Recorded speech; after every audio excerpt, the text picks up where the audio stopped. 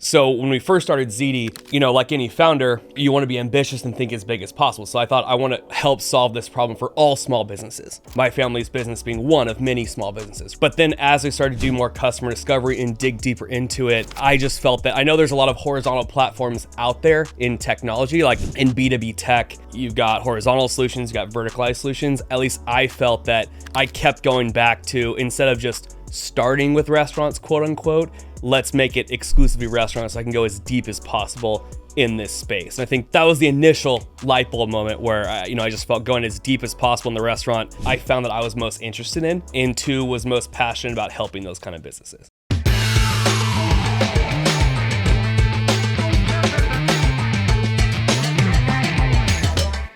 Dante, welcome to Founders and Empanadas. Josh, thanks for having me. How are you doing today, man? Doing well. How about yourself? I'm amazing. Let's dive in. All right. So today I got some empanadas from El Salvador. Okay. That are empanadas de leche. So fantastic. Something new. Let's try it out. Let's give it a shot. Salud. Salud. Okay. Initial thoughts. What do you think? Very good. Little sweet. Just the right amount of sweet. Very dry. I'm dying of thirst. Thank you, Mateo, for the water. We'll need it. Gracias, Mateo.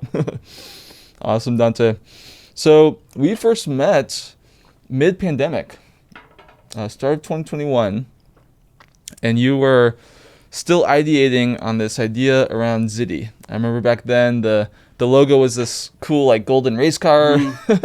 We were talking about maybe building products for golf courses and different small business owners, and eventually landed on restaurants due to the amazing founder problem fit of you growing up around restaurants and your whole family. So talk to us a little bit more about your family's background and how you landed on building software for restaurant owners. Yeah, absolutely. So my family's owned and operated Italian restaurants in Central California since 1956. So a long time. My family are Italian immigrants. My grandfather and his brothers originally started it. It's called DiCicco's Italian Restaurant, hence my hoodie. I'm the unofficial chief marketing officer of DiCicco's. Oh, yeah. And, it started out as a family business. It still very much is. It was one location back then. Now there's over 10 throughout Central California. And, my father, his brother, and their first cousins all run them today. And then career-wise, I was at Snapchat for about 7 years. But during my later years at Snapchat, I decided to go in and essentially finance the newest DiCicco's location. Same food, kind of more modern concept. And it was throughout that process, throughout that journey, that I saw all the legacy processes, inefficiencies, things that I really felt strongly that could be fixed and corrected. And that's really what kind of led me and inspired me to want to start Zitti. And walk me through how your understanding of the restaurant industry has evolved since starting Zitti, and what were some of the pain points that you didn't first realize should be solved through software? Yeah, absolutely. So, DiCicco's is, it's my exposure and experience with restaurants is, before starting Zitti, was 100% DiCicco's centric, right? So it was almost a complete deep dive in, a more complex menu, Italian themed, obviously, family run. Even though there was 10 locations, most of them are run independently. So it kind of really had this mom and pop feel to it, right? So a lot of the pain points that I recognize and that I wanted to help solve were kind of revolved around my direct experience, my family's direct experience. As I started Zitti, I started to get exposure to the broader restaurant industry, the broader food supply chain, how larger multi-units run their business, how large chains run their business, how the supply chain changes and evolves the bigger a restaurant group gets, or even, the difference between a restaurant with a more simplified menu versus a restaurant with a more complex menu versus maybe a ghost kitchen, right, which doesn't even have a brick and mortar presence, right? So I think that I would say, to summarize, my experience and exposure was very deep on one specific type of restaurant still starting Zitti, and now there's been a breadth to complement the depth, because obviously through my Zitti experience, we've worked with restaurants of all shapes and sizes across the industry. Yeah. remember very early Zitti days when New York was helping with some user interviews, just realizing that, high dining, they measure their ingredients differently versus like using grams versus regular mom and pop restaurants, and just how the product needed to evolve based off of who you're servicing. Yeah, absolutely. Very cool. Let's dive into this empanada. All right, let's do it. It's more of like a, I don't know, like a croissant than a empanada. Finally found the leche. Yeah, a little bit of leche in there. Mm-hmm. Awesome, Dante. So walk me through a little bit of the pivot that you made in early Zitti days, from all kind of going broad across all small businesses to going more narrow and deep on restaurants. Yeah, so at the very, very beginning, like we're talking day one, maybe day zero of Zitti, when it was literally just me, I felt that, I was viewing my family's business through the perspective of we're a small business. And we were just coming out of the pandemic with the, small business relief stimulus checks were going out and stuff. And the pandemic made it very clear how much small businesses were struggling, and how so many small businesses in the U.S. And the world, but definitely like in the U.S., were 1 to 2 months away from going out of business because they're truly paycheck to paycheck businesses. My family's restaurants are no stranger to that. We've, there's been DiCicco's a lot of open, a lot of closed over the decades, So when we first started Zitti, like any founder, you want to be ambitious and think as big as possible. So I thought I want to, help solve this problem for all small businesses, right? My family's business being one of many small businesses, right? And that includes, it could be like anything brick and mortar, retailers, like you mentioned, like could be golf courses, could be catering halls, could be hardware stores, like anything like that, right? But then as we started to do more customer discovery and dig deeper into it, I just felt that I know there's a lot of horizontal platforms out there in technology. Like I think in B2B tech, you've got horizontal solutions, you've got verticalized solutions. At least I felt that I kept going back to, instead of just starting with restaurants, quote unquote, let's make it exclusively restaurants so I can go as deep as possible in this space. And I think that was the initial light bulb moment where I just felt going as deep as possible in the restaurant.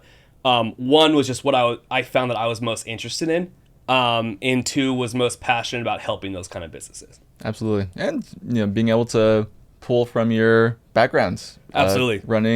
And you're currently running a restaurant, another DiCicco's. Yes, absolutely. The DiCicco's on Shields and Armstrong in Fresno. My uncle Carlo is the general manager and runs it. My father Enrico kind of helps oversee everything. But yeah, I'm the proud owner of that location. So amazing. Yeah. And the Zitti name comes from the DiCicco's. Is that your favorite menu item, I'm guessing? So there's a lot of things there. I think my favorite letter has always been Z. I just like how it looks. I just always thought it was super cool.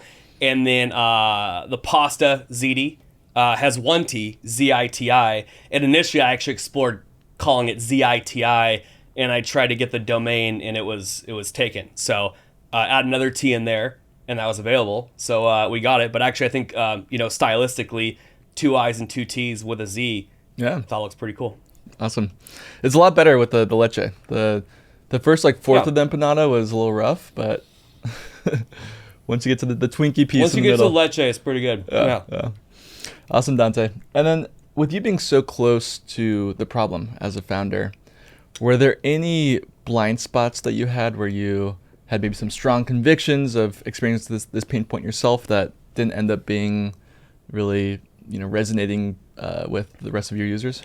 The deeper we went into it, because you have I started by profiling restaurants as by restaurant type, right? And that like any founder in a vertical tech space would do, right? You're looking at, okay, do I have single unit mom and pops? Do I have small multi-unit restaurants, like 2 to 5 locations? Do I have maybe medium-sized multi-units, like 5 to 20 locations? And then you start getting into the emerging chains or larger chains, like 50 to 100 plus locations. And so that was how I originally started profiling it. But then I, myself and the great Zitti team that we built started to really complement that with profiling it by owner types as well, right? Because you could have a small multi-unit run by someone who's very old school and adverse to new technologies. You could have someone, a smaller multi-unit also run by a younger person, maybe in their 30s or 40s, that's very open to new technologies. Or maybe you have a smaller multi-unit run by someone in their 30s or 40s who thinks they know everything about restaurant tech, right? So like there's kind of like different types of, so you're kind of profiling restaurant type, profiling owner type, almost making a matrix around that, and then trying to make your offering work for as many of those types as possible. But we also kind of found our focus in that anything sub-emerging chains, so kind of anything sub 20 locations. So kind of like, we always say like 2 to 20 locations with Zitti is like real sweet spot. Yep. And kind of go from there. Yeah.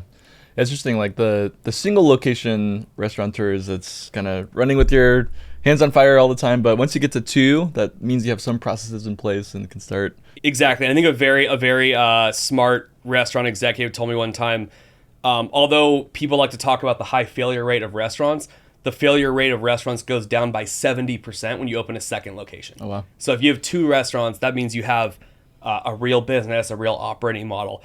Now, the one caveat is that some single locations operate like multi-units, right? Because you could have one single location that's small in a strip mall that maybe does like a couple $100,000 in sales per year, right? And that's truly like a small business. You could also have a single location in a self-standing building, 4,000 square feet, that does 5 million in sales a year, right? And that's 5 million in sales a year could be more than like some multi-units do, right? So it really kind of depends on the size of the operation too. But I think as a general thumb, yeah, like two locations is really where you kind of start to having like a real business model, and that's where I think Zitti can help the most.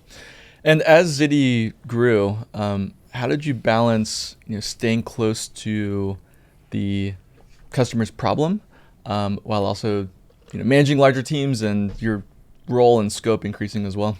Yeah, absolutely. Well, I think that's where my Snapchat experience came in handy a lot, because when I was at Snap, I did run and I managed larger teams for several years. So as Zitti started to get bigger, it was almost like when Zitti was just me, and then just me and my original co-founder Eric, and then our original kind of first couple employees, and obviously working with NeoWork as close partners. When it was just that small group, that was all the experience that I didn't have before. Once Zitti started to be like, we had a team, we had reporting lines, we were all working together in unison, managing 10 people type thing, that was actually more my comfort zone, because I did so much of that during Snap. But my passion for starting Zitti was always helping the restaurant. So I was always happy to dive in, do any sales call, talk to any customer. Love going to trade shows because you get to interact with restaurants in person. Obviously, it's restaurants is a hospitality business. So even the way that a tech company would sell to a restaurant, a lot of times you just can't beat that in-person interaction. So I always love doing that, and to this day love having those conversations. That's the most key thing I've found with a lot of founders I've discussed with, still keeping things tight with talking to customers as often as possible, and just keeping eyes on what are they really looking for in their product. Yeah, and a lot of times having those those in-person conversations can really help you draw some learnings out of them that you wouldn't have gotten on a Zoom call, or you wouldn't have gotten in a digital communication. And also it's a lot of things that you could scale later down the road too. Yeah. Can you share maybe one of your favorite features of Zitti that was drawn directly from an in-person conversation with a restaurant owner? Yeah. So ChatZ is Zitti's AI assistant, which is essentially can be a restaurant's digital procurement assistant. So real world example, restaurant owners are very busy, right? They're always on their feet. They're managing the front of the house. They're talking to customers. They're trying to play air traffic control with all the servers and the hostesses and the bussers, but then they're also trying to manage the chefs in the back, right? It's a high stakes, high stress, like high, frequency environment. Well, Zitti's really helping restaurants save money on their food costs and save time. So what ChatZ does is it allows you to, through text, almost like a chat GPT like model, you're texting Zitti about which vendors that you work with have the best prices on your cheese products, for example, or your produce products, right? So whereas when you're trying to get an order out there and you're trying to get the best prices, a lot of times an owner could say, hey, like, person XYZ, who has the best prices on cheese this week, right? And you're like saying that verbally, or you're yelling it across the kitchen or whatever, right? And that person's like, oh, let me go look at the sheet of paper notes I wrote the other day and stuff like that. Well, now they can just text that to Zitti. Zitti answers them immediately, and they can place the order all within Zitti. So that's one where thought that was like a really cool convergence of leveraging AI powered by Zitti's proprietary business data and the restaurant customers' data to solve a real world problem in real time that has a very tangible result, which is saving money on food costs. And of course, having Chef Z as the spokesman. Best mascot of all time, Chef Z. Yeah. Oh yeah. Yeah. That was a fun project going through the iterations. We landed on like make it as Simpson-y looking as possible. Yeah, it was a lot of fun. Yeah, the first few Chef Z's were a little bit scary looking with a little too realistic. Yeah, no, you want it to be like warm and friendly for sure. Yeah.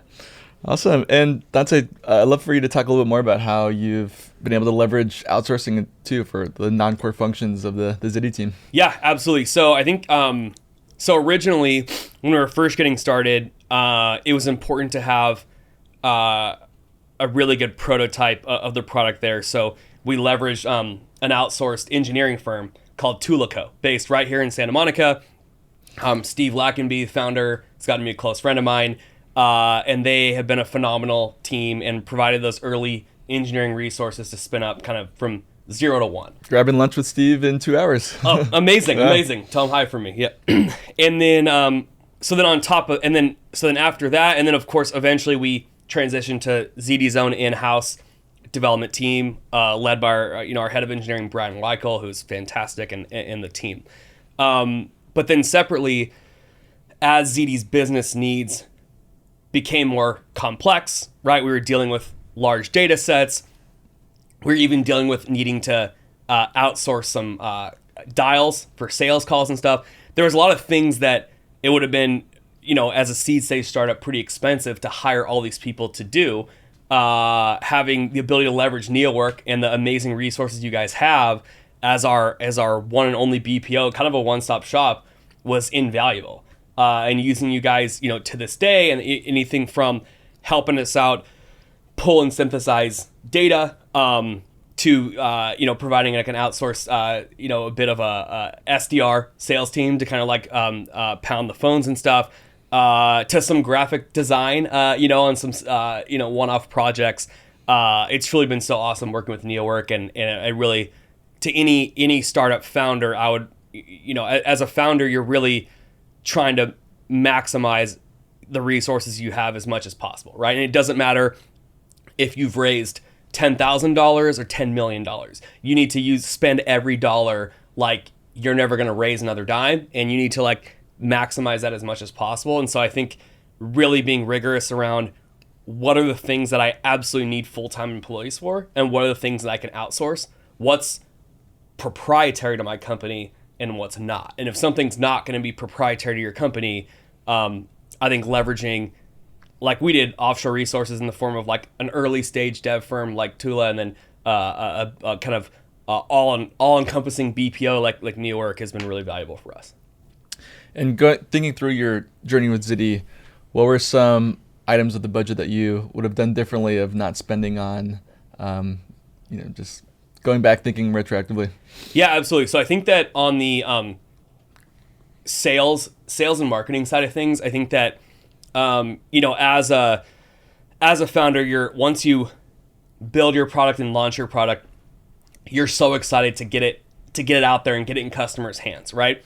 And I think like particularly founders that work in spaces like restaurants or smaller, brick and mortar SMBs, there is that temptation to want to get ahead of the sales cycle because you know how hard it is to acquire customers in that space. I think when, if folks are in businesses that are focused on direct to consumer, then digital marketing efforts can be quite effective.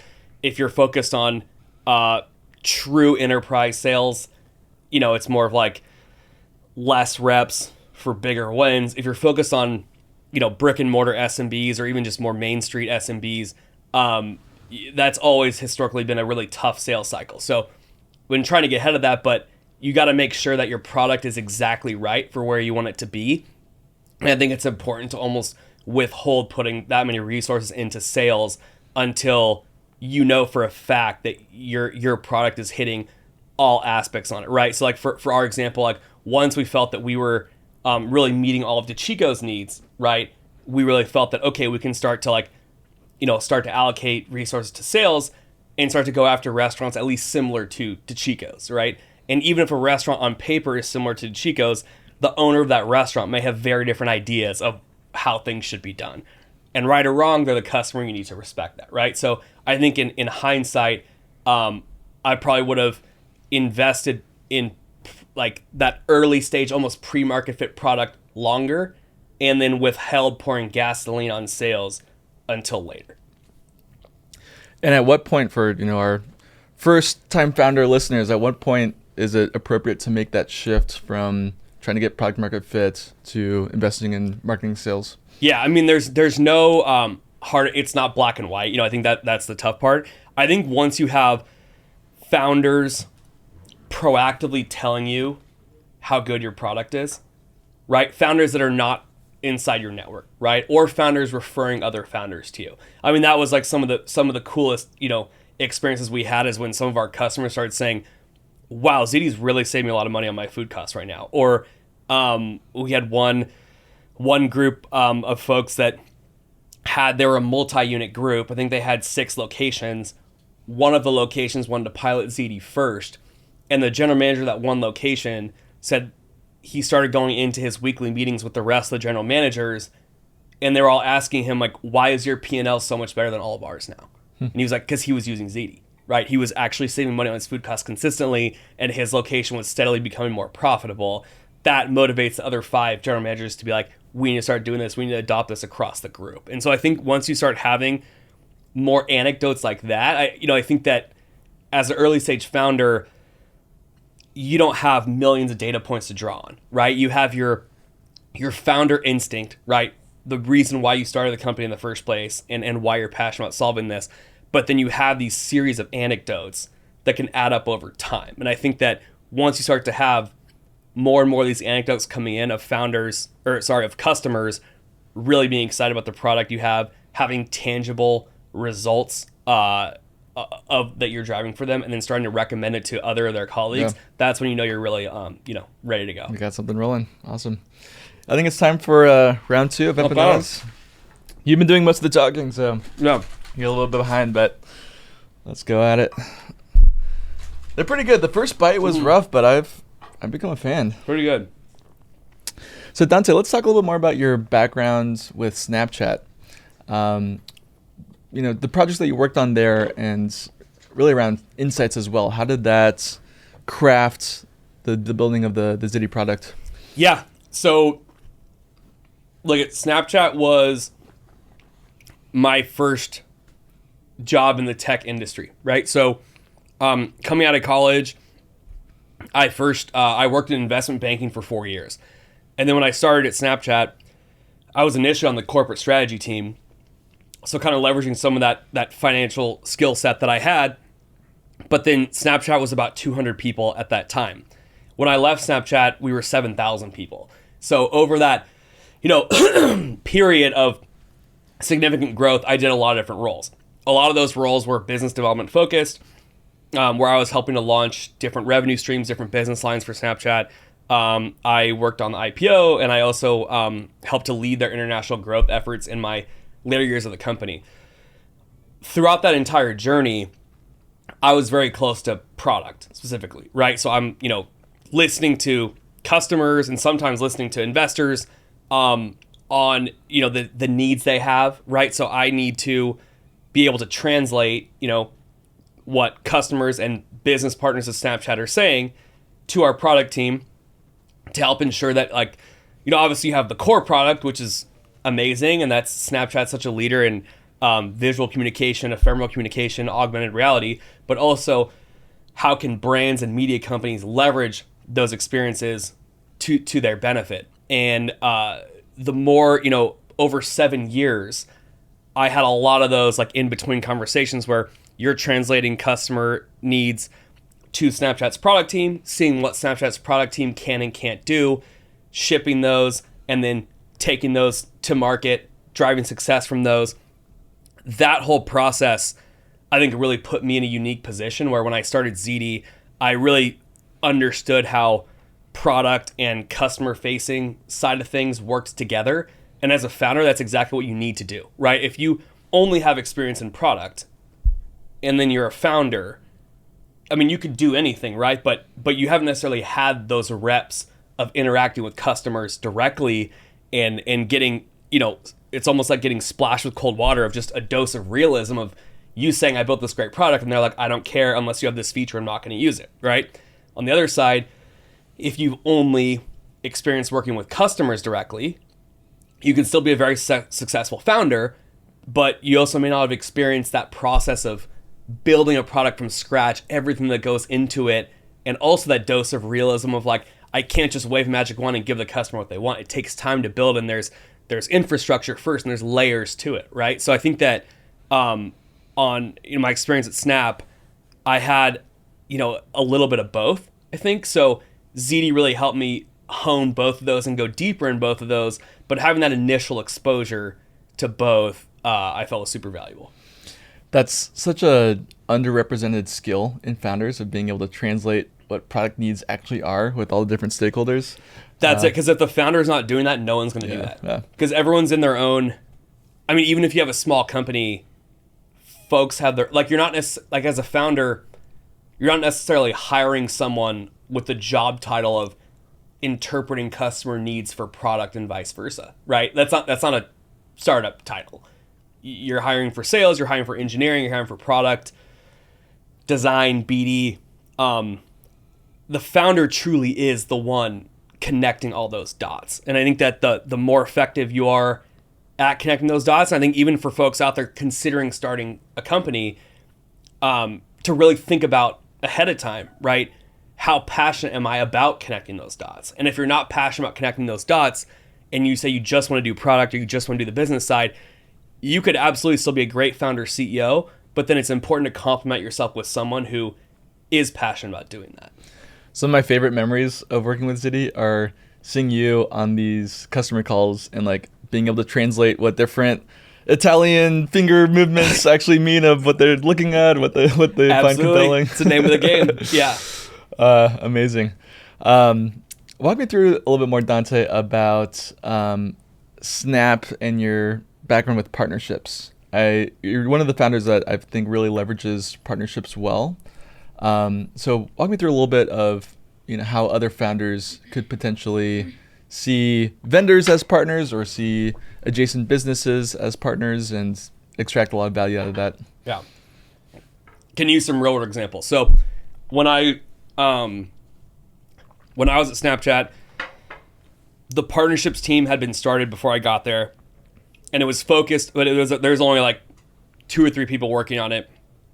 And it was really focused on bringing media companies, content producers like Viacom, NBC, Disney, ESPN, BuzzFeed, Mashable, Cosmopolitan, all that stuff, to produce mobile, vertical specific content experiences, short form for Snapchat. And there were rights agreement involved, right? How can we need to be able to use their marks and logos and do all these things. But then the question is, how do you monetize them, right? And so one of the first things I did at Snapchat was I led our company's effort on how we monetize that content. And we started to allow brands, advertisers such as Procter & Gamble, Unilever, Nike, whatever, to create vertical video ads and place them as interstitials in between that content like you do on TV, right? So Snap was kind of becoming this mini mobile TV. And so I kind of led the effort in working those monetization aspects of the deal and revenue sharing, right? Where if an advertiser spends X amount of dollars on Snapchat, what amount goes to Snapchat, what amount goes to the publisher that's producing that content. And kind of in doing that, really got a deep dive in these media companies, how they operate, how reaching millennial and Gen Z audiences was important to them, that incremental reach, right? If you're an NBC and you're like, hey, our TV viewership is going way down, but we have an opportunity to like reach that millennial and Gen Z demographic on Snapchat, and an advertiser who's buying a TV buy can extend that reach onto Snapchat and do that, that's incredibly valuable. And so by kind of doing that, I got to really thoroughly understand the complexities of how these guys work.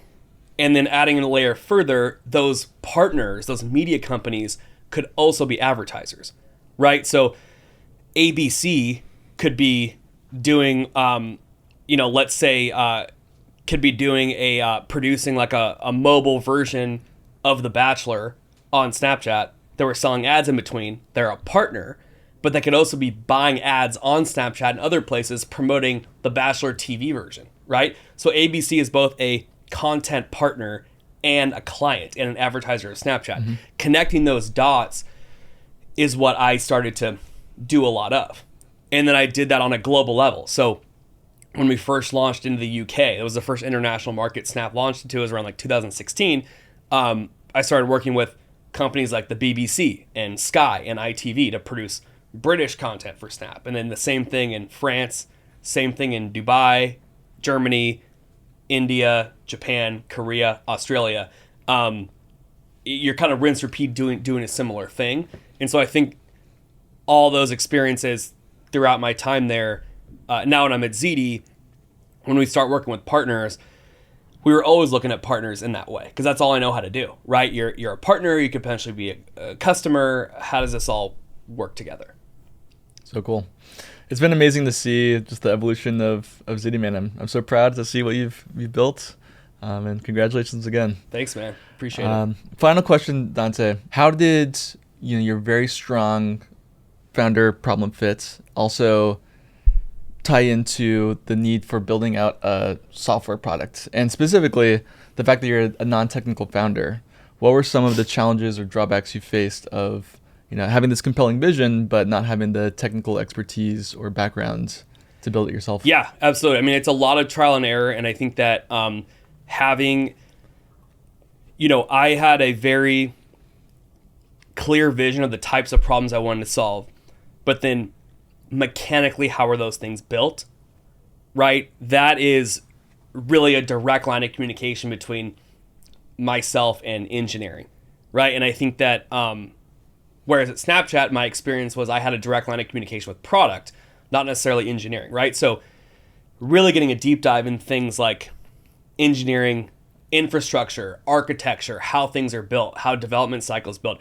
Do you want to make, as a founder, you have to make decisions around like what programming language is your app built in? What programming language is it built on the front end and back end? Are you a founder that likes to do things in sprints, or do you believe in continuous release? I didn't necessarily have opinions on these things when I was starting Zitti. I have very strong opinions on these things today, right? So I think in doing that, you have the business problem that you're super clear you want to solve, but then you need to have the humility as a founder to acknowledge what you don't know, and you're hiring, if a good founder will hire people that know far more about they do about their subject area, right? So I wanted to acknowledge that my engineers, my head of engineer knew so much more than me, obviously, about this stuff, but I think our engineering team were really effective at educating me on what went into building every single thing they're building, from the most basic foundational part of our application to things like later down the road when we integrated with OpenAI and we're embedding ChatZ into our platform and all these different things. Having all the information and then being able to make the decisions on that further the business objective were really important.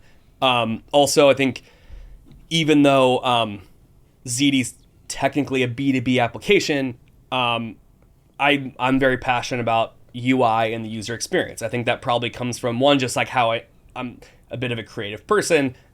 I actually take some film production classes at UCLA on the side, so I'm kind of like a closet artsy person. There you go. But also, I think at Snapchat you have that Evan Spiegel's, I mean, he's a genius, but he believes so strongly in the user experience and design, and Snap's very much a design-led company. I kind of wanted Zitti to be the same way, because I know, like, those restaurant operators who are actually using Zitti, they're like my relatives, right? I know that pain point. I really wanted to make sure it is as simple as possible for them to use, and I think a simple application doesn't necessarily mean it's simple on the back end. It actually probably means it's more sophisticated on the back end.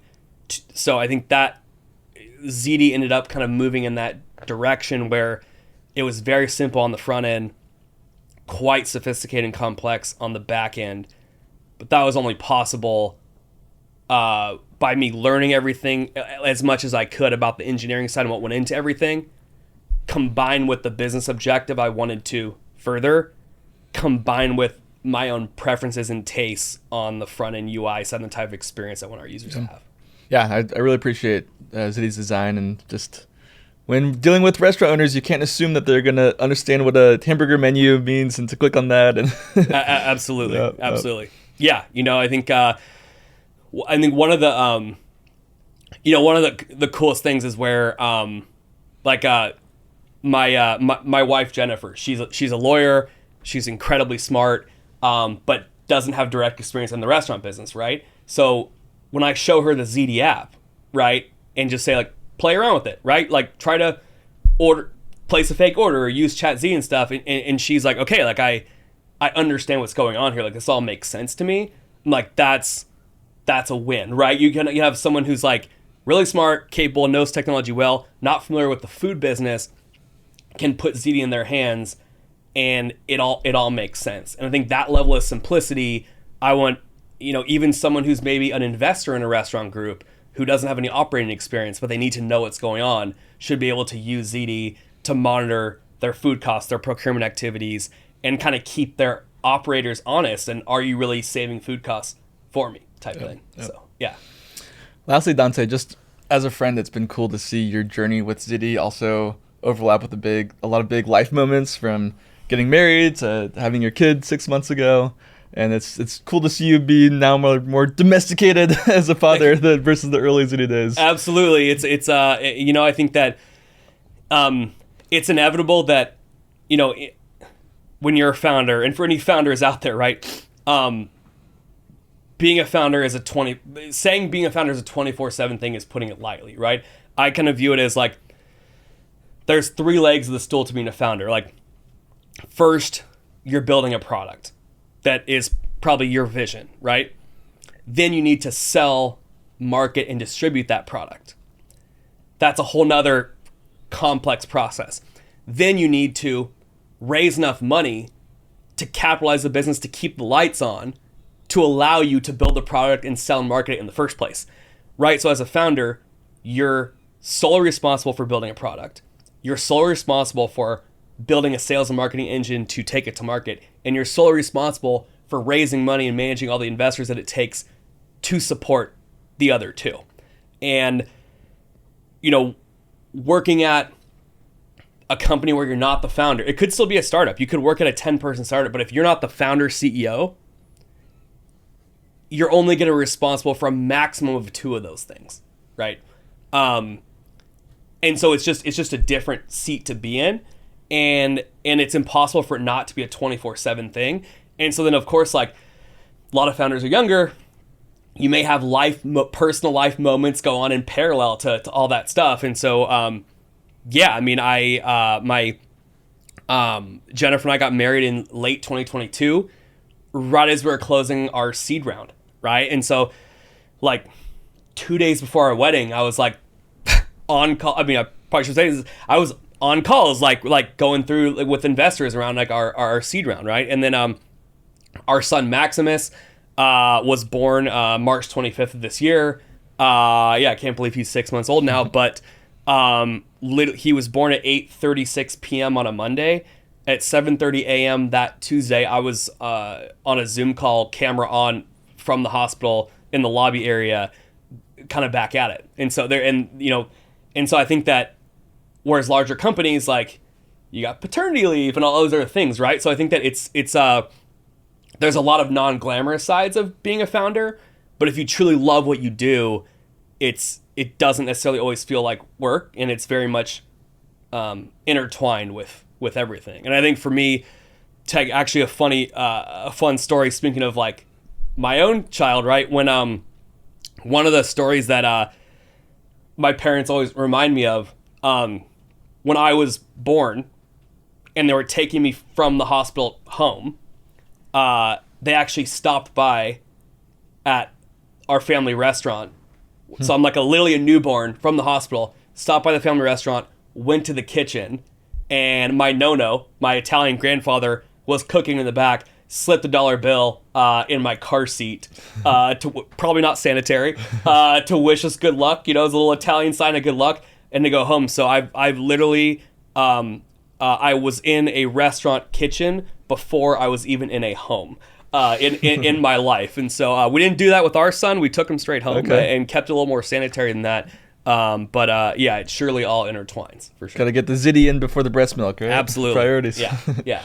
Awesome, Dante. Well, thanks again so much for coming on today, and congratulations again on all the success. Thanks, Josh. Thanks for having me. Salud. Salud.